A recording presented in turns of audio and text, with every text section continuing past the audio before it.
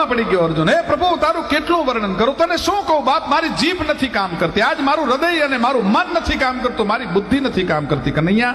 કારણ વધારે તો વર્ણન નથી કરી શકતો, પણ બાપ આ તારું મને સ્વરૂપ કેવું લાગે છે. વાયુર્યમોગ નિવારણ શશાંક પ્રજાપતિ સ્વમ પ્રપિતામહ. તું બ્રહ્માના બાપના બાપ જેવો લાગે છે, આનાથી વધારે કનૈયા હું વર્ણન નથી કરી શકતો. અને અર્જુન એમ કે છે કે મહારાજ, હવે આપ પ્રસન્ન થઈ અને આપનું સ્વરૂપ શાંત કરી દો અને મને આજ્ઞા કરો.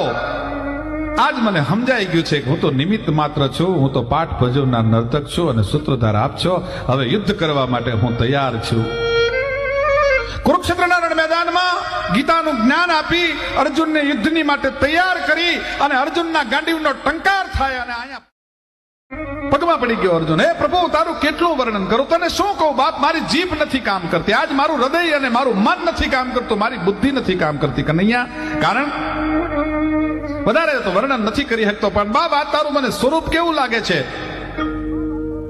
વાયુર્યમોગ નિવારણ શશાંક પ્રજાપતિ સ્વમ પ્રપિતામહ. તું બ્રહ્માના બાપના બાપ જેવો લાગે છે, આનાથી વધારે કનૈયા હું વર્ણન નથી કરી શકતો. અને અર્જુન એમ કે છે કે મહારાજ, હવે આપ પ્રસન્ન થઈ અને આપનું સ્વરૂપ શાંત કરી દો.